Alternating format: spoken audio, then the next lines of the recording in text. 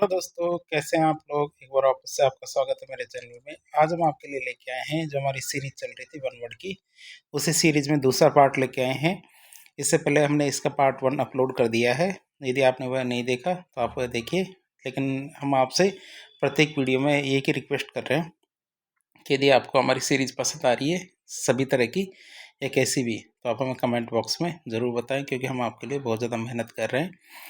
क्योंकि जब एक पीडीएफ बनाने में बहुत घंटों का समय लगता है, तो आप हमारे लिए 1 सेकंड का समय तो निकाल ही सकते हैं। यदि आपको 1 सेकंड में जो भी आप कमेंट करेंगे हमारे लिए शिरोधार्य होगा। कि यदि आप डिसलाइक करना चाहते हैं डिसलाइक भी कर सकते हैं, लेकिन कमेंट करके ज़रूर बताएं कि आपको ये कैसी लग रही है। तो शुरू करते हैं आज की। पहला क्वेश्चन रहेगा हमारा कि science of mechanical and industrial art, कि ऐसी साइंस, ऐसा विज्ञान जिसमें हम मैकेनिकल और इंडस्ट्रियल आर्ट के बारे में पढ़ाई करते हैं। क्या मैकेनिकल और इंडस्ट्रियल आर्ट के बारे में पढ़ाई करते हैं, उसे हम कहते हैं टेक्नोलॉजी, मतलब शिल्प विज्ञान। तो उसे क्या कहेंगे, मैकेनिकल और इंडस्ट्रियल आर्ट मतलब टेक्नोलॉजिकल टेक्नोलॉजी मतलब शिल्प विज्ञान कहेंगे। फिर आता है साइंस ऑफ हेल्दी लिविंग, क्या विज्ञान की वो शाखा जिसमें हम क्या कहते हैं, स्वस्थ जीवन जीने के बारे में बातचीत करते हैं। किसके बारे में बातचीत करते हैं, स्वस्थ जीवन के बारे में बात करते हैं।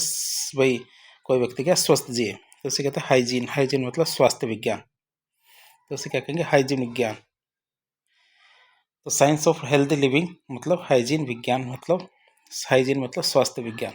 फिर आता है साइंस ऑफ इंस्क्रिप्शन, क्या साइंस ऑफ इंस्क्रिप्शन मतलब विज्ञान की वो शाखा जिसमें हम हस्तलेख होते हैं, मतलब पुरालेख होते हैं। इंस्क्रिप्शन जैसे हमारे अशोक के इंस्क्रिप्शन थे और भी हमारे इंस्क्रिप्शन थे, उनके बारे में अध्ययन करते हैं। तो इसे कहते हैं एपिग्राफी। एपिग्राफी मतलब EPIGRAPHY, EPIGRAPHY, एपिग्राफी मतलब पुरालेख शास्त्र। तो साइंस की वो शाखा जिसमें हम इंस्क्रिप्शंस मतलब पुरालेख का अध्ययन करते हैं, उसे एपिग्राफी, EPIGRAPHY, एपिग्राफी मतलब पुरालेख शास्त्र कहते हैं। साइंस ऑफ ह्यूमन ब्यूटी, उसे कहते हैं कालोलॉजी। क्या साइंस ऑफ ह्यूमन ब्यूटी मतलब जो मनुष्य की सुंदरता है उसका अध्ययन करना, उसकी विज्ञान को क्या बोलते हैं, कैलोलॉजी मतलब सौंदर्य विज्ञान।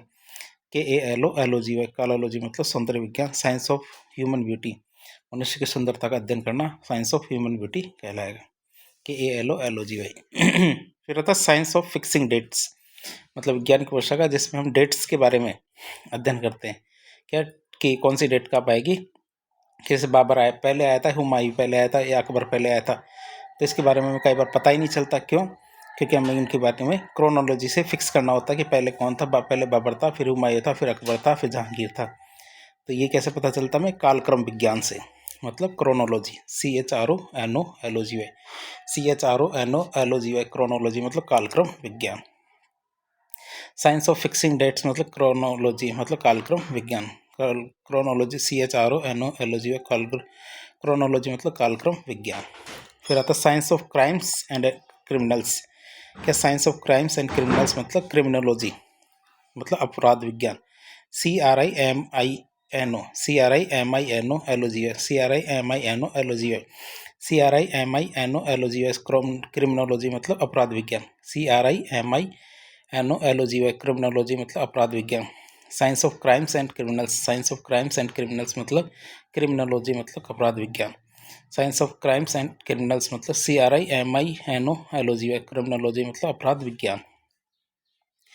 फिर आता कॉइन्स की अध्ययन करना, स्टडी ऑफ कॉइन्स मतलब न्यूमिस्मेटिक्स, मतलब न्यूमी NUMISMATICS, SMATICS, NUMISMATICS, न्यूमिस्मेटिक्स मतलब मुद्रा शास्त्र। न्यूमिस्मेटिक्स मतलब होता है मुद्रा शास्त्र, मतलब study of coins. Study of coins मतलब न्यूमिस्मेटिक्स मतलब मुद्रा शास्त्र। स्टडी ऑफ कॉइन्स, न्यूमिस्मेटिक्स मतलब मुद्रा शास्त्र। फिर बात करें आगे, साइंस ऑफ क्लाइमेट मतलब क्लाइमेटोलॉजी। CLIMATOLOGY, CLIMATOLOGY, क्लाइमेटोलॉजी मतलब जलवायु विज्ञान। साइंस ऑफ क्लाइमेट मतलब क्लाइमेटोलॉजी मतलब जलवायु विज्ञान। साइंस ऑफ क्लाइमेट मतलब क्लाइमेटोलॉजी मतलब जलवायु विज्ञान। फिर आता साइंस ऑफ ब्लड, क्या था साइंस ऑफ ब्लड मतलब हिमेटोलॉजी। क्या था साइंस ऑफ ब्लड मतलब हिमेटोलॉजी मतलब रुधिर विज्ञान। साइंस ऑफ ब्लड मतलब हिमेटोलॉजी मतलब रुधिर विज्ञान। साइंस ऑफ ब्लड मतलब हिमेटोलॉजी, क्या हिमेटोलॉजी का मतलब होता है रुधिर विज्ञान। फिर होता है साइंस ऑफ बर्ड्स, मतलब ऑर्निथोलॉजी। क्या साइंस ऑफ बर्ड्स मतलब ऑर्निथोलॉजी, ORNITHOLOGY, ORNITHOLOGY। ऑर्निथोलॉजी मतलब पक्षी विज्ञान। ऑर्निथोलॉजी का मतलब क्या था, पक्षी विज्ञान। साइंस ऑफ बर्ड्स मतलब ऑर्निथोलॉजी मतलब पक्षी विज्ञान। Science dealing with proper use of terms मतलब कि कई बार क्या है कि ऐसा साइंस जिसमें हम क्या है कि किस जगह कौन से शब्द काम में लेना चाहिए उसके बारे में अध्ययन करते हैं कि कौन सी जगह कौन से शब्द काम में लेना चाहिए सही रहते, उसे कहते हैं टर्मिनोलॉजी। कहते हैं ना आपकी तो टर्मिनोलॉजी खराब है, मतलब आप शब्द तो सही है लेकिन आप कौन सा शब्द कौन सी जगह काम में लेना चाहिए इसके बारे में आपको नॉलेज नहीं है, तो उसे कहते हैं टर्मिनोलॉजी मतलब शब्दावली विज्ञान। उसे क्या कहते हैं, शब्दावली विज्ञान मतलब टर्मिनोलॉजी मतलब science dealing with proper use of terms मतलब शब्दों को सही जगह पे सही तरीके से काम लेना, उसे क्या कहते हैं टर्मिनोलॉजी, शब्दावली विज्ञान कहते हैं। साइंस डीलिंग विद हेरिडिटी मतलब जो हमारे हेरिडिटी का अध्ययन करने वाली जो विज्ञान है उसे क्या कहते हैं जेनेटिक्स मतलब आनुवंशिकी विज्ञान। आनुवंशिक विज्ञान मतलब हेरिडिटी का अध्ययन करने वाले विज्ञान क्या कहलाते हैं, साइंस क्या कहलाती है जेनेटिक्स या फिर आनुवंशिक विज्ञान। क्या कहलाती है जेनेटिक्स या आनुवंशिक विज्ञान कहते हैं, जो हेरिडिटी है उसका अध्ययन करती है। हेरिडिटी मतलब जो एक पीढ़ी से दूसरी पीढ़ी में गुण जाते हैं उसे हम क्या कहते हैं हेरिडिटी कहते हैं। क्या कहते हैं हेरिडिटी कहते हैं, तो उसका अध्ययन करने वाले विज्ञान को हम क्या बोलते हैं जेनेटिक्स, GENETICS जेनेटिक्स मतलब आनुवंशिक विज्ञान। इस science and technology of metals, metals का अध्ययन करने वाली साइंस एंड टेक्नोलॉजी विज्ञान प्रौद्योगिकी जिसके अंतर्गत हम क्या कहते हैं मेटल को अध्ययन करते हैं, धातुओं को अध्ययन करते हैं, उसे कहते हैं मेटलर्जी मतलब धातुकर्म विज्ञान। क्या कहते हैं धातुकर्म विज्ञान। METALLURGY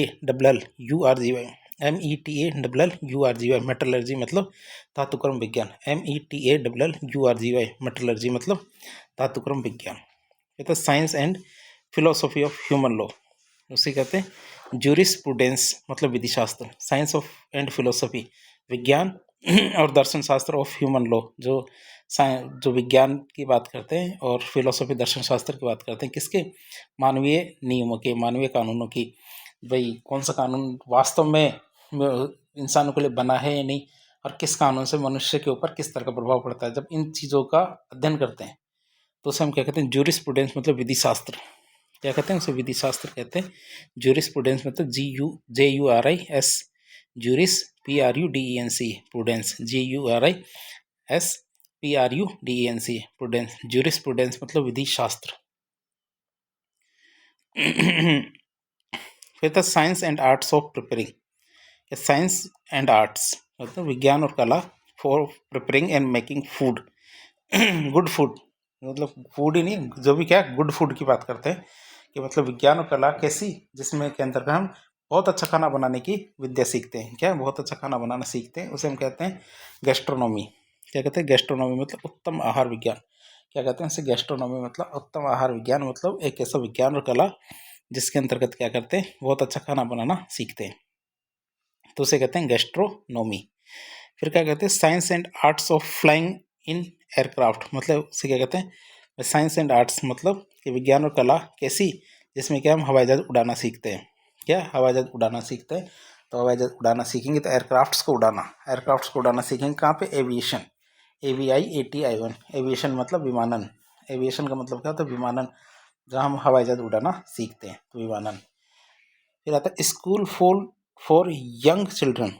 क्या मतलब छोटे छोटे बच्चे होते हैं, बिल्कुल बहुत छोटे छोटे बच्चे, तो उनकी जो स्कूल होती है उसे क्या कहते हैं, उसे कहते हैं किंडरगार्टन।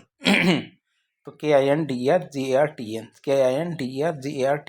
KINDERGARTEN किंडरगार्टन मतलब छोटे बच्चों की स्कूल।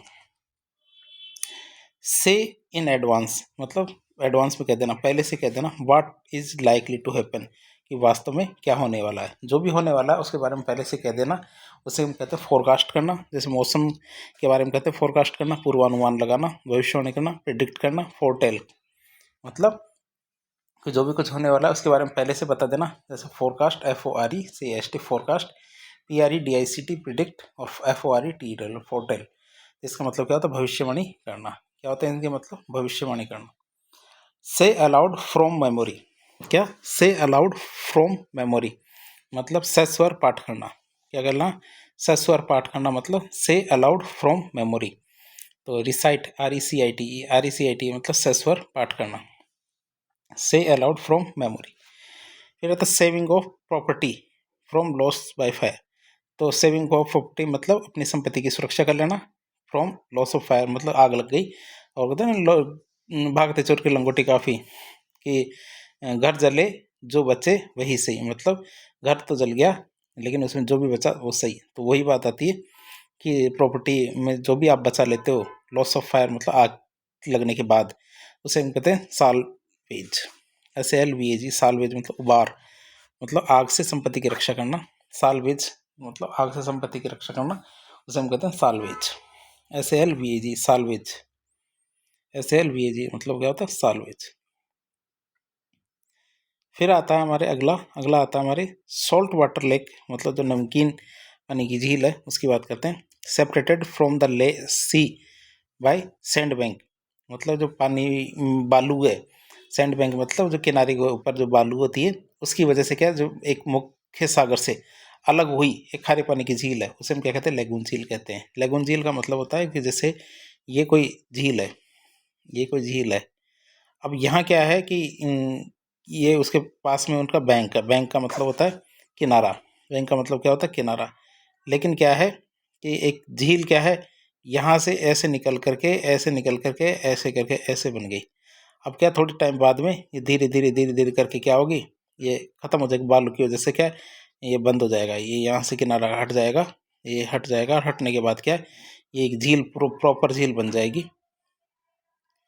क्या ये प्रॉपर झील ऐसे अलग हो जाएगी और ये सागर अलग हो जाएगा। तो ये क्या अलग हो जाएगी, तो इसको झील को हम क्या कहेंगे? लेगून झील कहेंगे। इस झील को हम क्या कहेंगे? लेगून झील कहेंगे। तो आप इसको याद रखना, लेगून झील के बारे में। तो उसे हम क्या कहते हैं? लेगून झील। और हमारे कालीकट क्या पुलिकट झील है, ये एक तरह की क्या होती है? लेगून झील है। पुलिकट झील क्या है? चिल्का झील है हमारी। ये दोनों झीलें कैसी हैं हमारी? और पुन्नमाड वो झील है। तो अ, ये हमारे जो केरल के अंदर है, और हमारे आंध्र प्रदेश और जो हमारे उड़ीसा, इनके अंदर जो झील है, तो ये बता रहे। तो ये हमारी कौन सी झील है? लेगून झील है। LAGWN, LAGWN मतलब लेगून झील। फिर rules for formal behaviour among people, मतलब जो नियम होते हैं किसके? फॉर्मल बिहेवियर के लोगों के बीच में, उसे हम क्या कहते हैं? एटिक्विटी, मतलब होता है शिष्टाचार। ETIQUI एटिक्विटी मतलब शिष्टाचार या उपचार। ETIQUE एटिक्विटी मतलब शिष्टाचार या उपचार। तो rules for formal behaviour among people मतलब लोगों के बीच में जो रूल्स एंड नियम है फॉर्मल बिहेवियर के, सामान्य व्यवहार के, तो उसे हम क्या कहते हैं? एटिक्विटी मतलब शिष्टाचार या उपचार।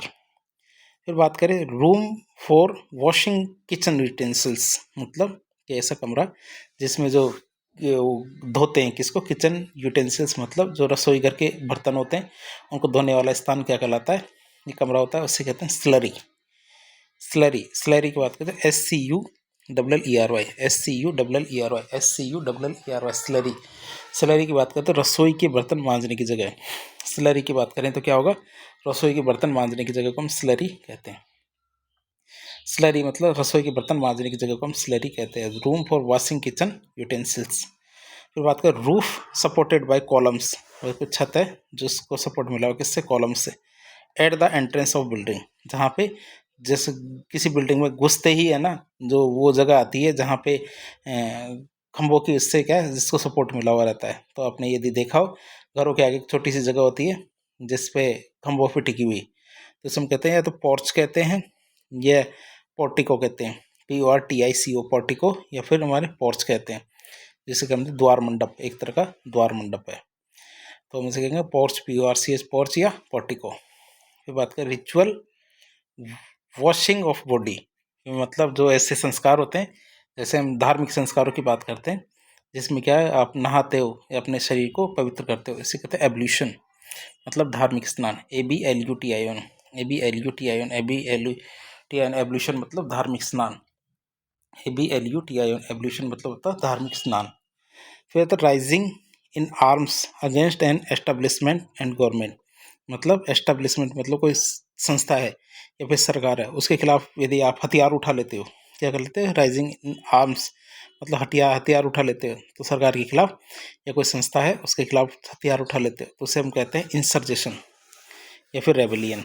इंसर्जेशन मतलब या फिर रेबेलियन, INSURRECTION, इंसरेक्शन या रेबेलियन मतलब विद्रोह, REBELLION, रेबेलियन, रेबेलियन मतलब विद्रोह। फिर आगे आता है राइज और fall in level of the sea, मतलब या तो ऊपर आना या फॉल होना in the level of sea, जो हमारे समुद्र है उसमें क्या लेवल का नीचे हो जाना या ऊपर हो जाना, क्या कहलाता है टाइड। टाइड मतलब ज्वार भाटा, हाई टाइड या लो टाइड। टाइड का मतलब होता है ज्वार भाटा, तो या तो हाई टाइड भी हो सकता है, लो टाइड भी। हाई टाइड मतलब ज्वार और लो टाइड का मतलब होता है भाटा। तो टाइड का मतलब क्या होता है ज्वार भाटा। राइज और fall in the level of the sea मतलब ज्वार भाटा मतलब टाइड। राइट और एडवांटेज अवेलेबल और टू ए पर्सन, राइट और एडवांटेज अवेलेबल टू पर्सन मतलब प्रिविलेज, मतलब कोई अधिकार है या एडवांटेज किसी भी आदमी को मिला हुआ रहता है, उसे कहते हैं सुविधा या विशेष अधिकार। क्या कहते हैं उसे, सुविधा या विशेष अधिकार मतलब प्रिविलेज कहेंगे। मतलब राइट मतलब कोई अधिकार मिला हुआ है या फिर एडवांटेज मिला हुआ है, किसी भी व्यक्ति को यदि कोई अधिकार मिला हुआ है या फिर कोई एडवांटेज मिला हुआ है तो इसे हम क्या कहेंगे, प्रिविलेज मतलब सुविधा या विशेष अधिकार। फिर बात करें reward for a work of service और फॉर सर्विस, मतलब कोई रिवॉर्ड मिला हुआ, कोई पुरस्कार मिला, कोई इनाम मिला है किसी काम के बदले या कोई सेवा के बदले, तो इसे कहते हैं रेम्यूनरेशन मतलब पारिश्रमिक या मेहताना। क्या मेहनताना या पारिश्रमिक कहेंगे, रिम्यूनरेशन,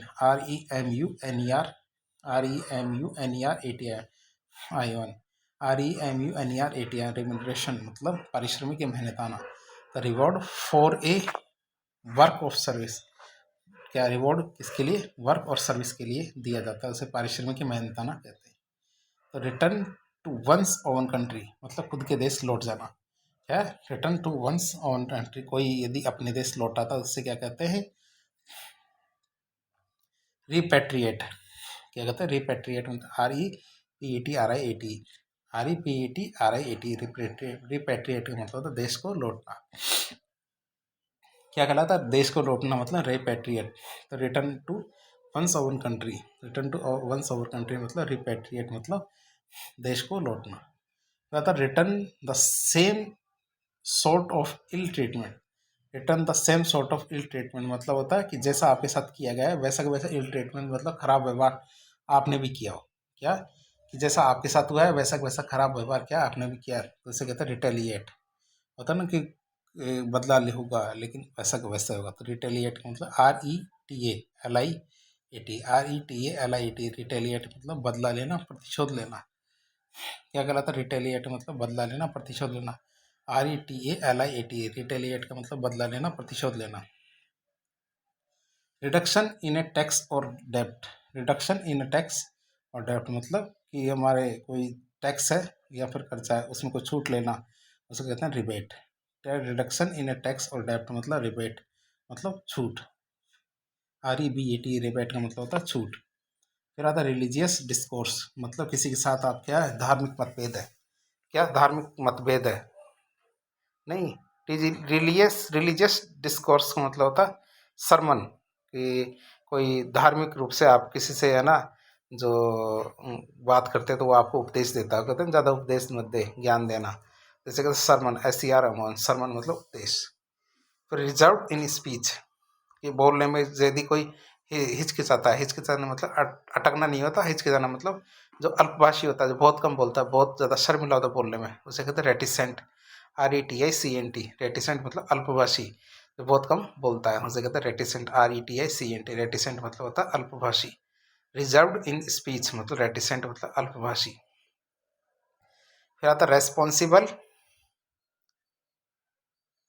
या रेस्पॉन्सिबल अकॉर्डिंग टू लॉ, मतलब कानून के अनुसार यदि किसी चीज़ के लिए आपको जिम्मेदार ठहराया गया है उसके लिए, तो रेस्पॉन्सिबल अकॉर्डिंग टू लॉ मतलब लायबल मतलब उत्तरदायी। रेस्पॉन्सिबल अकॉर्डिंग टू लॉ मतलब लायबल मतलब उत्तरदायी, मतलब रेस्पॉन्सिबल हो किसके लिए, उत्तरदायी हो तो कानून के अनुसार, तो उसे कहते हैं लायबल या उत्तरदायी। फिर रिस्टोर टू फॉर्मर पोजीशन मतलब retaliate, restore to former position मतलब रिहेबिलेट। क्या, रिहेबिलिएट मतलब पुनः स्थापित करना, रिस्टोर टू फॉर्मर पोजीशन मतलब अपनी पहले जैसी पोजीशन है उसको रिस्टोर करना, उसे कहते हैं रिहेबिलिएट मतलब पुनः स्थापित करना। तो है रिहेबिलिटेट मतलब पुनः स्थापित करना, REHABI, REHABI, REHABI, LITATE, rehabilitate मतलब पुनः स्थापित करना। तो resulting, RESULTING, resulting in death और एंडिंग इन डिजास्टर मतलब जिसका अंत है, जो अंत ही लेके मानता है उसे कहते हैं फैटल। मतलब जिसका आखिर में अंत ही होता है, मतलब जिसकी वजह से अंत ही होता है। जैसे दारू पीने से बहुत सारे ऐसे दुर्व्यसन होते हैं, बुरी आदतें होती है जिसका अंत व्यक्ति के अंत से मरने से होता है, जैसे कहते हैं फैटल। फैटल की बात करें तो मृत्यु का कारण, FATAL, फैटल का मतलब तो मृत्यु का कारण। फैटल की बात करें तो फैटल का अर्थ क्या होता है, मृत्यु का कारण जिसकी वजह से आदमी मर जाता है। फिर relation between different aspects of thing, भाई संबंध स्थापित करना है जो बहुत अलग अलग चीज़ें उनके बीच में। डिफरेंट एस्पेक्ट्स ऑफ थिंग मतलब अलग अलग चीज़ों के बीच में संबंध स्थापित करना, तो उसका कहते हैं पर्सपेक्टिव, PERSPECTIV, पर्सपेक्टिव मतलब परिप्रेक्ष्य। क्या तो परिप्रेक्ष्य मतलब कि पर्सपेक्टिव, PERSPECTIV, पर्सपेक्टिव मतलब परिप्रेक्ष्य। रीजनिंग पावर ऑफ माइंड, क्या रीजनिंग पावर ऑफ माइंड मतलब इंटेलेक्ट। क्या इंटेलेक्ट की बात करें, इंटेलेक्ट INTELLECT, इंटेलेक्ट मतलब विचार शक्ति। इंटेलेक्ट मतलब क्या होता है, विचार शक्ति। तो reasoning power of the mind मतलब इंटेलेक्ट मतलब विचार शक्ति। रीजनिंग पावर ऑफ माइंड मतलब इंटेलेक्ट मतलब विचार शक्ति। तो रिसीविंग गेस्ट्स वार्मली मतलब हॉस्पिटलिटी मतलब आतिथ्य संस्कार। हॉस्पिटलिटी, HOSPITALITY, हॉस्पिटलिटी मतलब आतिथ्य संस्कार। रिसीविंग गेस्ट्स वार्मली, जो हमारे मेहमान होते हैं उनको क्या खुशी से, तो खुले दिल से, मतलब उत्साह से स्वागत करना, उसे कहते हैं हॉस्पिटलिटी। HOSPITALITY, हॉस्पिटलिटी मतलब आतिथ्य संस्कार। फिर आता है record of events in the order of their happening, भाई आपको है रिकॉर्ड करना इवेंट्स के, कोई घटनाएं होती है उन घटनाओं को रिकॉर्ड करना। In the order of their happening मतलब जैसे हुई है उसी के क्रम में आप किसी घटनाओं को रिकॉर्ड करना, लिखना, ये क्या कहलाता है हमारा क्रॉनिकल। क्या करता है, क्रॉनिकल मतलब इतिहास। हिस्ट्री तो होती ही है लेकिन हिस्ट्री तो डिटेल से होती है, लेकिन आप इवेंट्स को भाई पहले ये हुआ फिर ये हुआ फिर ये हुआ फिर ये हुआ, इस तरह से जब आप जमा के लिखते हो तो उसे कहते हैं क्रॉनिकल। क्रॉनिकल का मतलब होता है इतिहास, वो होता है समसामयिक इतिहास। तो क्रॉनिकल, CHRONICLE, क्रॉनिकल मतलब इतिहास। क्या था, टू रेज ए पैटर्न, आपको एक पैटर्न रेज करना, और design on the surface of something मतलब कोई सरफेस है, वो मतलब किसी चीज़ की सरफेस के ऊपर कोई डिज़ाइन या पैटर्न बनाना, उसे हम क्या कहते हैं, एम्बोस। एम्बोस की बात करें तो नक्काशी करना, उभरी हुई नक्काशी करना होता है ना। एम्ब्रॉयडरी होता है, जैसे कपड़ों के ऊपर एम्ब्रॉयडरी होता है, उसके ऊपर कुछ चीज़ें लगी होती है, तो वैसे एम्बोस का मतलब होता है उभरी नक्काशी करना। कहता quick to judgment and understand. क्या quick to judgment and understand मतलब स्पष्ट बुद्धि वाला कोई वाइज आदमी होता है, बुद्धिमान व्यक्ति होता है, उसे कहते हैं क्या परस्पिशियस मतलब PERSPI क्या PERSPICACIUS, परस्पेसिव मतलब स्पष्ट बुद्धि वाला मतलब वाइज व्यक्ति। तो क्विक टू जजमेंट और अंडरस्टैंड मतलब जो निर्णय करने में तुरंत काम करता है, वो निर्णय करने में तेज है, और अंडरस्टैंड मतलब समझने में भी तेज है, उसे कहते हैं पर्सपेसिव मतलब स्पष्ट बुद्धि वाला। क्या था, क्वेश्चन और प्रॉब्लम। क्या क्वेश्चन और प्रॉब्लम, क्योंकि कोई समस्या है कि प्रश्न है। डिफिकल्ट टू आंसर और अंडरस्टैंड, जिसको समझना बहुत ज़्यादा कठिन है और उसका उत्तर देना भी कठिन है, उसे कहते हैं, जैसे हमारे पजल होता है, रिडल होता है, एनिग्मा होती है, मतलब कठिन या कठिन प्रश्न होता है, तो उसमें काम आता है। PUZZL puzzle, PUZZL puzzle, riddle RIDDLE riddle, puzzle riddle, और ENIGMA एनिग्मा, ये तीनों का अर्थ क्या होता है, पहेली या कठिन प्रश्न। PUZZL puzzle, RIDDLE riddle, ENIGMA enigma, तो तीनों का अर्थ क्या होता है हमारे, पहेली या कठिन प्रश्न। फिर आता put under the surface of water. Put under the surface of water मतलब सबमर्ज, मतलब पानी में डुबोना। SUBMERG, सबमर्ज मतलब पानी में डुबोना। Put under the surface of water, put under the surface of water मतलब सबमर्ज मतलब पानी में डुबोना। फिर तो put off for a future time. Put off for a future time मतलब पोस्टपोन, क्या पोस्टपोन मतलब स्थगित करना। प्रोकास्टिनेशन, क्या प्रोक्रास्टिनेट, प्रोकास्टिनेट मतलब पोस्टपोन या प्रोकास्टिनेट। तो put off for a future type, भाई कोई भी चीज़ है उसको भविष्य के लिए स्थगित कर देना, मतलब भविष्य के लिए बढ़ा देना। भाई कोई मीटिंग होने वाली थी लेकिन उसको क्या है आगे बढ़ा देना कि इसको कब करेंगे, भविष्य में। तो पोस्टपोन है प्रोकास्टिनेट। तो PROCARASTINET,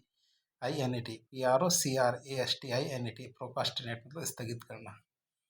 प्रोकास्टिनेट का मतलब स्थगित करना। Put into the form of code, put into the form of code का बात करते हैं कोडिफाई करना, उसको कहते हैं कोडिफाई करना, संकेतबद्ध या कूटबद्ध करना। कोडिफाई मतलब संकेतबद्ध या कूटबद्ध करना, CODIFI, कोडिफाई मतलब संकेतबद्ध करना या कोडिफाई करना। Put into the form of code. Pull out of usual shape, put out of usual shape मतलब डिस्टॉर्ट मतलब विकृत करना या तोड़ना। डिस्टॉर्ट का मतलब होता है विकृत करना या तोड़ना। Pull out of usual shape, उसे कहते हैं डिस्टॉर्ट या विकृत करना या तोड़ना। तो public merry making and feeling, public merry मतलब जो हमारे ऐसे काम होते हैं जिससे पूरी पूरी जनता खुश हो जाती है, उसकी बात करते हैं। Public merry making and fasting, FEAST feasting मतलब कार्निवल होते हैं ना हमारे, ऐसा आनंद उत्सव मनाते हैं, हमारे मनोरंजन मेला होता है, कार्निवल फेस्टिवल आते हैं, तो बड़े बड़े ऐसे जिसमें बहुत सारे लोग एक साथ आनंद करने के लिए आते हैं, तो और एक कहलाते हैं हमारी कार्निवल, CRNIVL, कार्निवल। क्या था पब्लिक एक्टिविटी, ये लोगों की एक्टिविटी है which take place in a very elaborate, colourful and expensive way, कि public activity which take place जो करती है क्या, इन ए वेरी एलोबरेट मतलब बड़ा चढ़ा के, कलरफुल मतलब रंगीन, एंड एक्सपेंसिव वे मतलब जो खर्चीली तरीके से। फिर होता है एक्स्ट्रा वेंजा, क्या EXTRAVAGENZ,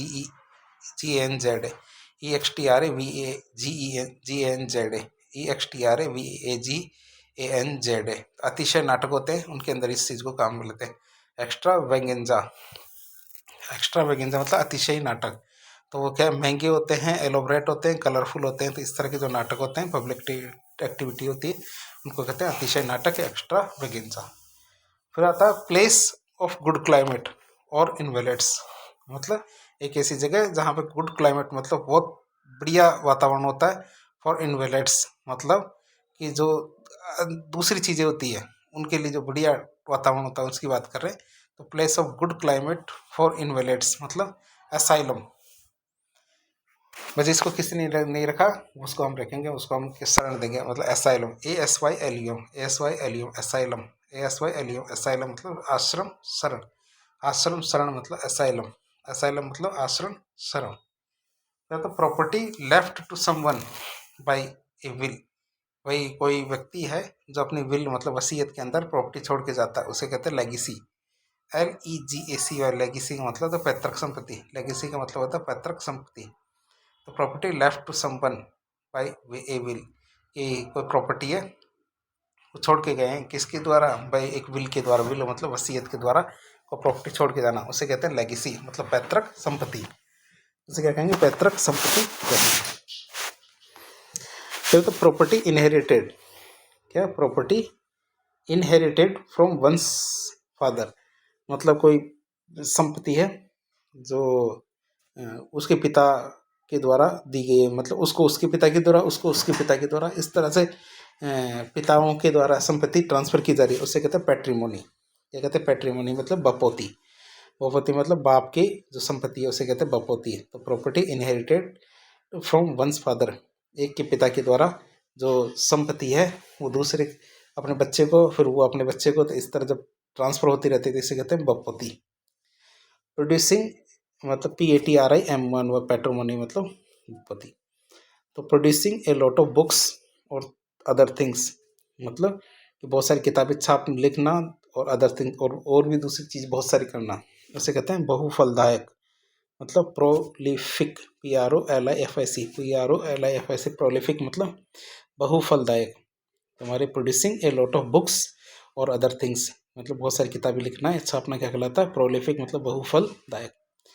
process of sieving design मतलब कोई प्रोसेस है जिसमें क्या हम डिजाइन सिलते हैं, ऑन क्लॉथ्स और अदर मटेरियल्स, कपड़ों पर और दूसरी चीज़ों पर डिजाइनें बनाते हैं, सिलते हैं उसे हम क्या कहते हैं, एम्ब्रॉयडरी। EMBROI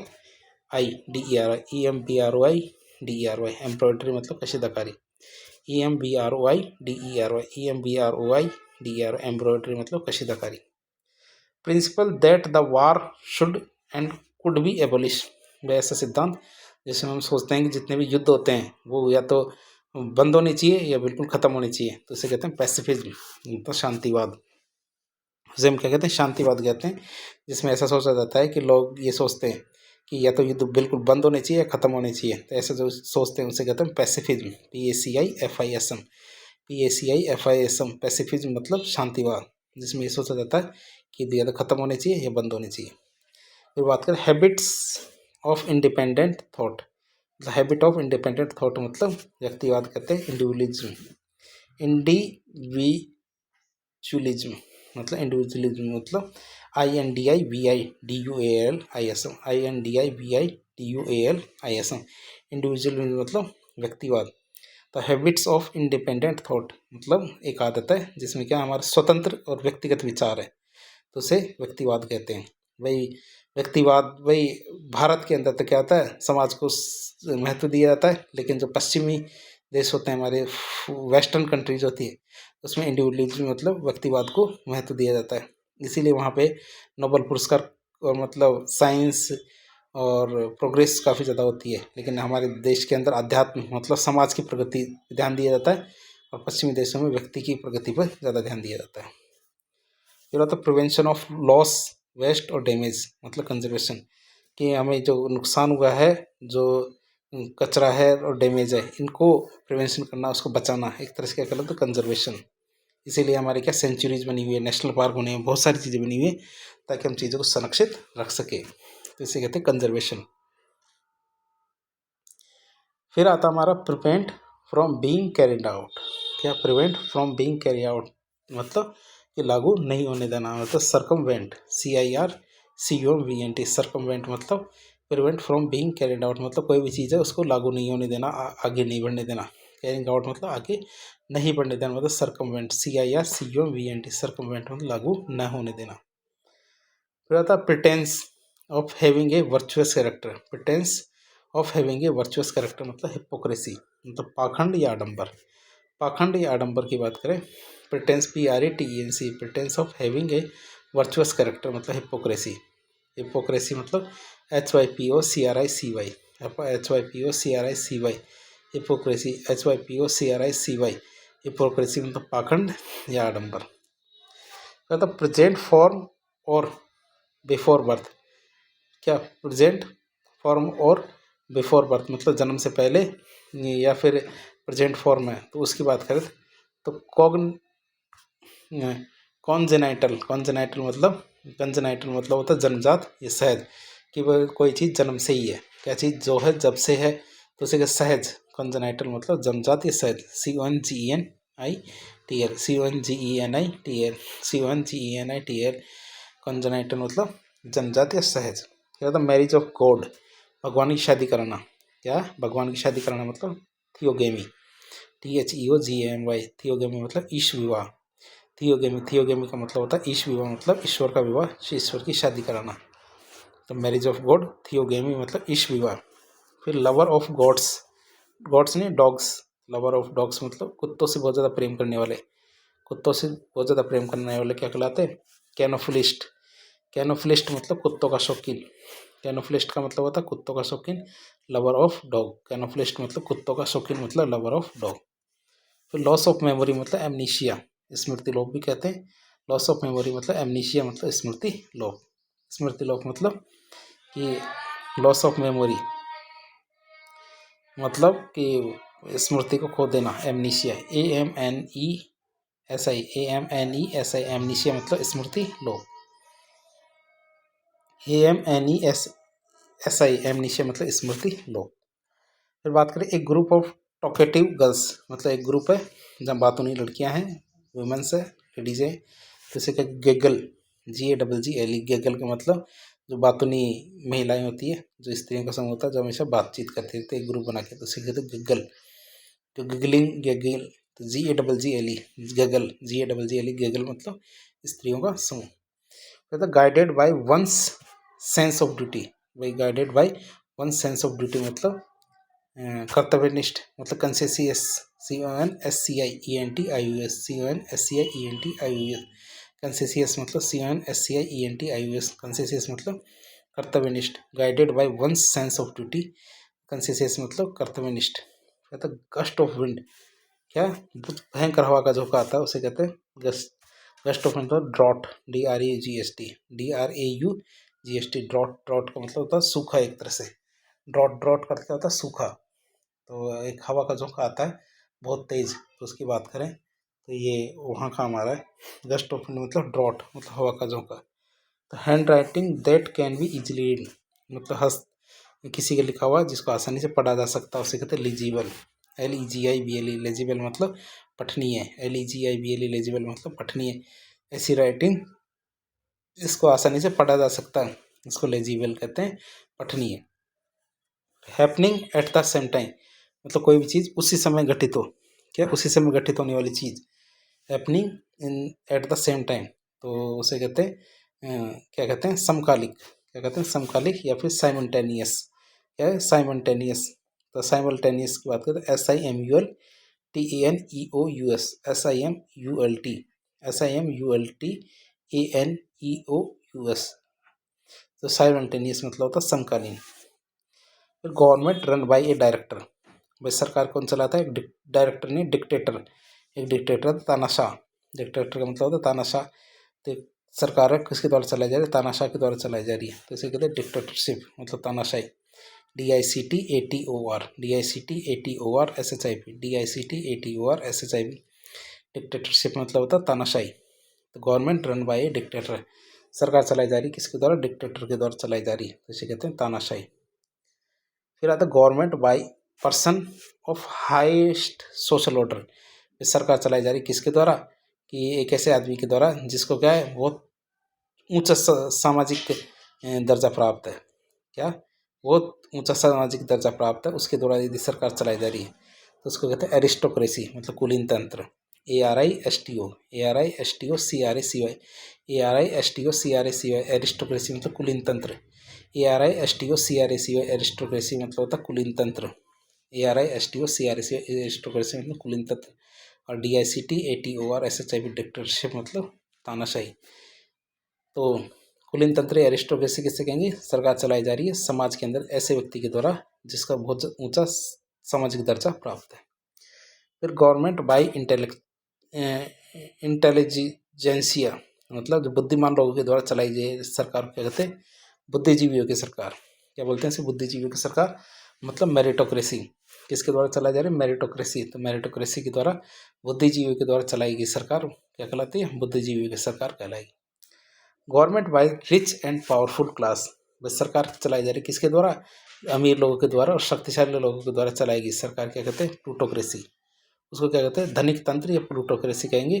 सरकार चलाई जा रही है किसके द्वारा, पावरफुल क्लास मतलब जो शक्तिशाली वर्ग है उसके द्वारा, या फिर हम और क्या अमीर लोगों के द्वारा चलाई गई सरकार क्या कहलाती है हमारी, प्लूटोक्रेसी, जिसे हम कहते हैं धनिक तंत्र या प्लूटोक्रेसी। फिर आता है गवर्नमेंट बाय ऑफिशियल्स, मतलब सरकार नौकरशाही के द्वारा चलाई गई सरकार, तो उसे कहते हैं ब्यूरोक्रेसी, BUREA, BUREA UCRACY, क्या UCIC मतलब वही UCRACY, BUREA UCRACY, ब्यूरोक्रेसी मतलब होता है नौकरशाही। तो गवर्नमेंट बाय इलेक्टेड रिप्रेजेंटेटिव, सरकार चलाई जा रही है इलेक्टेड रिप्रेजेंटेटिव मतलब जो हमारे चयनित प्रतिनिधि है उनके द्वारा चलाई जाती है, उसे कहते हैं डेमोक्रेसी, DEMOCRACY, के DEMOCRACY, डेमोक्रेसी मतलब होता है प्रजातंत्र, डेमोक्रेसी का मतलब क्या होता है प्रजातंत्र। सरकार चलाई जाती है किसके द्वारा, चुने हुए प्रतिनिधियों के द्वारा चलाई जाती है, इसे हम कहते हैं डेमोक्रेसी मतलब प्रजातंत्र। Government by elected representative without A monarch, क्या ये जिसमें क्या राजा ना हो, क्या राजा ना हो, तो सरकार चलाई जाती है इलेक्टेड रिप्रेजेंटेटिव मतलब चयनित जो निर्वाचित प्रतिनिधि है उनके द्वारा सरकार चलाई जाती है, विदाउट ए मोनार्क जिसमें कोई राजा नहीं होता, उसे हम कहते हैं रिपब्लिक, REPUBLIC, जैसे भारत एक रिपब्लिक है, लेकिन जो हमारे ब्रिटेन है वो रिपब्लिक नहीं है, क्यों, क्योंकि वहाँ गणतंत्र नहीं है, क्यों, क्योंकि वहाँ डेमोक्रेसी तो है लेकिन रिपब्लिक नहीं है, क्योंकि वहाँ आज भी राजा रानी है। तो रिपब्लिक मतलब गणतंत्र। या तो government bye divine rules law, सरकार चलाई जाती है जो हमारे दैवीय जो नियम होते हैं, DIVI यानी डिवाइन लॉ, तो उनके द्वारा चलाई जाती है, उसे कहते हैं थियोक्रेसी। थियो का मतलब होता है धर्म, तो थियोक्रेसी मतलब धर्मतंत्र, तो धर्म के द्वारा चलाया गया शासन धर्मतंत्र कहलाता है। जैसे हमारा पाकिस्तान है, पाकिस्तान में हमारा अपने जनतंत्र नहीं है, रिपब्लिक नहीं है, डेमोक्रेसी नहीं, कुछ भी नहीं है, वहाँ धर्म के द्वारा चलाया गया शासन है धर्मतंत्र, थियोक्रेसी। एक गवर्नमेंट बाय एक किंग और क्वीन, एक सरकार जो राजा रानी के द्वारा चलाई जाती है, उसे कहते हैं मोनार्की, MONARCHY, MONARCHY, मोनार्की मतलब राजतंत्र, मोनार्की मतलब होता है राजतंत्र, मोनार्की मतलब क्या था, राजतंत्र। फिर आता है आज का आखिरी पन्ना इस टॉपिक का, तो बात करें तो government by a few peoples, एक सरकार जो कुछ लोगों के द्वारा चलाई जाती है, सरकार कुछ लोगों के द्वारा चलाई जाती है, उसे कहते हैं ओलिगार्की, OLIGERCHY, OLIGERCHY, ओलिगार्की मतलब होता है अल्पतंत्र, ओलिगार्की का मतलब होता है अल्पतंत्र, सरकार जो कुछ लोगों के द्वारा चलाई जाती है उसे कहते हैं ओलिगार्की मतलब अल्पतंत्र। फिर governing body of A university, governing body of A university, तो कोई भी विश्वविद्यालय उसकी गवर्निंग बॉडी हो उसे हम क्या कहेंगे, सीनेट, क्या कहेंगे, सीनेट मतलब अधिसभा, उसे क्या कहते हैं, सीनेट या अधिसभा कहेंगे। यूनिवर्सिटी की गवर्निंग बॉडी होती है उसे हम क्या कहते हैं, सीनेट, सीनेट मतलब अधिसभा। फिर हेटर ऑफ बुक्स, एक ऐसा व्यक्ति जो किताबों से नफरत करता है, तो किताबों से नफरत करने वाला व्यक्ति क्या कहलाता है हमारा, मिसो बिब्लिक, MISOBIBLIC, मिसो बिब्लिक मतलब पुस्तक द्वेषी, पुस्तक द्वेषी मतलब मिसो बिब्लिक, MISOBIBLIC, मिसो बिब्लिक मतलब पुस्तक द्वेषी।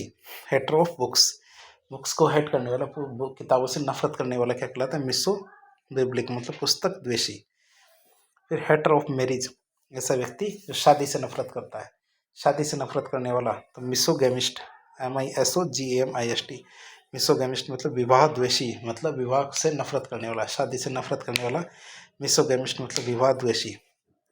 फिर हेटर ऑफ लर्निंग मतलब सीखने से नफरत करने वाला, क्या, हेटर ऑफ लर्निंग मतलब होता है सीखने से नफरत करने वाला, क्या कहलाता हमारा, मिसोलॉजिस्ट, क्या कहलाता है, मिसोलॉजिस्ट मतलब शिक्षा द्वेषी, मतलब सीखने से नफरत करने वाला क्या कहलाता है, मिसो द्वेषी।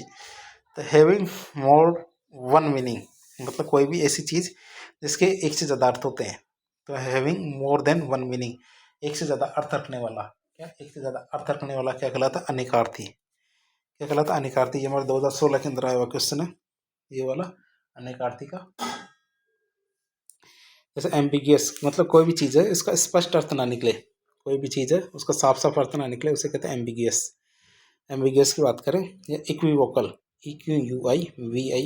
EQUIVOCL, इक्विवोकल मतलब अनेकार्थी, इक्विवोकल का अर्थ क्या होता है, अनेकार्थी, कोई भी चीज़ जिसका साफ साफ अर्थ ना निकले, कोई धुंधला धुंधला अर्थ निकले, एम्बिगियस, AMBIGUOUS,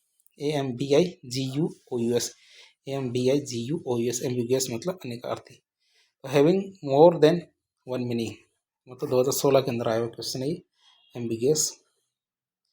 क्या था, इमेजिनरी, इमेजिनरी अलाइनमेंट्स मतलब डिजीज होती है, तो हाइपोकॉन्ड्रिया मतलब काल्पनिक बीमारी, वह व्यक्ति स्वस्थ है लेकिन उसे हमेशा लगता है कि वो बीमार है या बीमार हो सकता है, इसको होता है हाइपोकॉन्ड्रिया, HYPOCHONDRIA,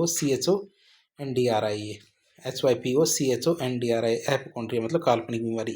ये व्यक्ति स्वस्थ होता है लेकिन उसे लगता है कि वह बीमार है या उसे बीमारी हो सकती है, इस बात को हम कहते हैं हाइपोकॉन्ड्रिया, मतलब इमेजिनरी एलिमेंट या डिजीज, तो हाइपोकॉन्ड्रिया मतलब काल्पनिक बीमारी। फिर offering made to God, offering made to God मतलब ऑब्लिशन मतलब बलि आहुति या चढ़ावा देना, ऑफरिंग मेड टू गॉड मतलब कि जैसे ऑब्लिशन, OBLATI, ऑब्लिशन मतलब बलि आहुति या चढ़ावा, तो मतलब ईश्वर होते, गॉड होते हैं, उस पर ऑफर करना, मेड टू गॉड मतलब ऑफर करना मतलब oblation, OBLATI, an official agreement to a proposal मतलब कोई ऑफिशियल एग्रीमेंट होता है, प्रपोजल होता है, उसे कहते हैं एसेंट, ASSENT, एसेंट मतलब सहमति। भाई कोई प्रपोजल है उस पर an official agreement to a proposal, कोई प्रपोजल होता है उस पर ऑफिशियल एग्रीमेंट हो उसे कहते हैं एसेंट, एसेंट का मतलब होता है सहमति, एसेंट का मतलब क्या होता है, सहमति। वो एक्सेंट होता है, ये एसेंट है, एसेंट का मतलब होता है सहमति। फिर गैदरिंग ऑफ ऑल थिंग्स मतलब ओमनिबस। ओमनिबस की बात करें तो गैदरिंग ऑफ ऑल थिंग्स, ये सारी चीज़ों को इकट्ठा करना, उसे कहते हैं ओमनिबस मतलब सर्वसंग्रह। ओमनिबस का अर्थ कहता है सर्वसंग्रह मतलब सारी चीज़ों को इकट्ठा करना। फिर an official announcement issued to the press मतलब कोई भी ऑफिशियल अनाउंसमेंट मतलब कि आधिकारिक जो उद्घोषणा की जाती है प्रेस के सामने, उसे कहते हैं सरकारी घोषणा। उसे क्या कहते हैं, सरकारी घोषणा। मतलब कम्युनिक्यू मतलब COMMUNIQUE, कम्युनिक्यू मतलब COMMUNIQUE, कम्युनिक्यू मतलब होता है सरकारी घोषणा। तो an official announcement issued to the press मतलब एक सरकारी घोषणा की जाती है जो पूरी प्रेस को की जाती है, उसे कहते हैं सरकारी घोषणा। फिर बात करें an official counting of the population मतलब जो आधिकारिक रूप से जनसंख्या की गणना, उसे कहते हैं सेंसस या जनगणना। उसे क्या कहते हैं, सेंसस या जनगणना कहते हैं। Official counting of the population मतलब जनता को गिनना क्या कहलाता है, हमारा जनगणना सेंसस कहलाता है। One who analyse hand writing मतलब एक आदमी जो क्या कहते हैं हैंड राइटिंग को एनालाइज करता है, उसे कहते हैं हस्तलेखा विशेषज्ञ। क्या कहते हैं, हस्तलेखा विशेषज्ञ कहते हैं ग्राफोलॉजिस्ट। क्या, ग्राफोलॉजिस्ट कहते हैं GRAPHOLOGIST ग्राफोलॉजिस्ट मतलब हस्तलेखा विशेषज्ञ। क्या कहलाता है, हस्तलेखा विशेषज्ञ मतलब one who analyse hand writing मतलब ग्राफोलॉजिस्ट कहेंगे इसे, हस्तलेखा विशेषज्ञ। फिर आता है वन हु अटैक्स मतलब एक व्यक्ति जो हमला करता है, एक व्यक्ति जो हमला करता है उसे कहते हैं असॉल्टर। क्या कहते हैं, असॉल्टर। एसेसिलिएंट मतलब आक्रमणकारी या हमलावर। क्या, हमलावर या आक्रमणकारी कहेंगे वन हु अटैक्स जो हमला करता है, इसे क्या कहते हैं असॉल्टर। ASSAULTER असॉल्टर या एसेसिलिएंट ASSAILNT मतलब हमलावर होता है, उसे कहते हैं हम आक्रमणकारी या हमलावर, असॉल्टर ASSAULTER असॉल्टर। फिर आता है one who believes that nothing can be said about God मतलब ऐसे कोई व्यक्ति ये विश्वास करता है कि भगवान के बारे में कोई भी कुछ नहीं जानता है, कोई भी कुछ भी नहीं कह सकता, उसको कहते हैं एग्नोस्टिक। AGNOSTIC एग्नोस्टिक मतलब अज्ञेयवादी। AGNOSTIC एग्नोस्टिक मतलब अज्ञेयवादी। AGNOSTIC एग्नोस्टिक मतलब होता है अज्ञेयवादी। फिर आता है one who can neither read nor right मतलब एक व्यक्ति तो न तो लिख सकता है न पढ़ सकता, उसे कहते हैं इलिटरेट। इलिटरेट का मतलब अनपढ़ या अशिक्षित। इलिटरेट मतलब होता है अनपढ़ या अशिक्षित। ILLITERAT इलिटरेट मतलब अनपढ़ या अशिक्षित। इलिटरेट का मतलब अनपढ़ या अशिक्षित। तो one who can neither read nor right मतलब जो न तो लिख सकता है न पढ़ सकता, उसे कहते हैं इलिटरेट मतलब अनपढ़ या अशिक्षित। कहता है इम्पॉसिबल और वेरी डिफिकल्ट टू बिलीव मतलब असंभव और जिस पे विश्वास नहीं किया जा सकता है, उसे कहते हैं अविश्वसनीय। ये हमारे 2016 के अंदर आया हुआ क्वेश्चन है। अविश्वसनीय या incredible INCREDIBLE INCREDIBLE incredible INCREDIBLE incredible या इमओलिजिबल मतलब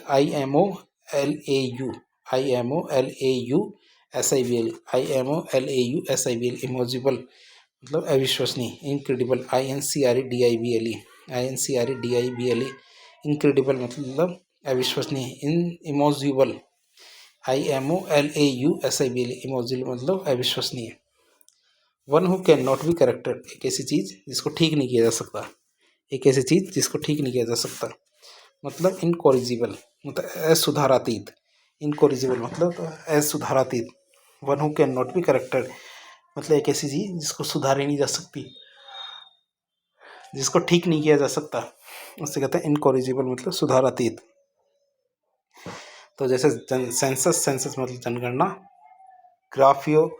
ग्राफोलॉजिस्ट मतलब हस्तलेखा विज्ञान मतलब one who analyse hand writing मतलब हैंड राइट को पढ़ने वाला जानने वाला। फिर आक्रमणकारी हमलावर असॉल्टर। फिर अज्ञेयवादी मतलब एग्नोस्टिक। फिर आता है इलिटरेट मतलब अनपढ़ या शिक्षित जो मतलब ना तो लिख सकता है ना पढ़ सकता है, नाइदर रीड नॉर राइट। फिर अविश्वसनीय मतलब वेरी डिफिकल्ट टू बिलीव जिस पे विश्वास करना असंभव जैसी बात हो, उसे कहते हैं हम क्या, इनक्रेडिबल। और जिसको सुधारा जा सके, जिसे ठीक नहीं किया जा सके, उसे हम कहते हैं इनकॉरिजिबल्स, INCORRIGIBLE, तो इनकॉरिजिबल। तो हमारे वन वर्ड का पार्ट 2 था, जिसके अंतर्गत हम तेज़ी से बहुत सारे वन वर्ड्स को देखा। इसी तरह की हमारी सीरीज चलती रहेगी और जब तक हमारा पूरा नहीं होगा तब तक हम इसको कंप्लीट करके मानेंगे। तो इस तरह के वीडियो देखने के लिए हमारे वीडियो को लाइक करें, चैनल को सब्सक्राइब करें बिल्कुल नए हैं तो। और भी हमारे बहुत सारे अच्छे अच्छे वीडियो हैं जो उनको आप देखें और अपना रिव्यू करें, अपने बारे में बताएं कि आपको कौन कौन सी वीडियो पसंद आए। यदि ना पसंद आए तो डिसलाइक भी कर सकते हैं, लेकिन आप उसके बारे में ज़रूर बताएं। नए हैं तो चैनल को सब्सक्राइब करके ज़रूर जाएं। पसंद ना आए तो डिसलाइक करें, पसंद आए तो लाइक करें। धन्यवाद।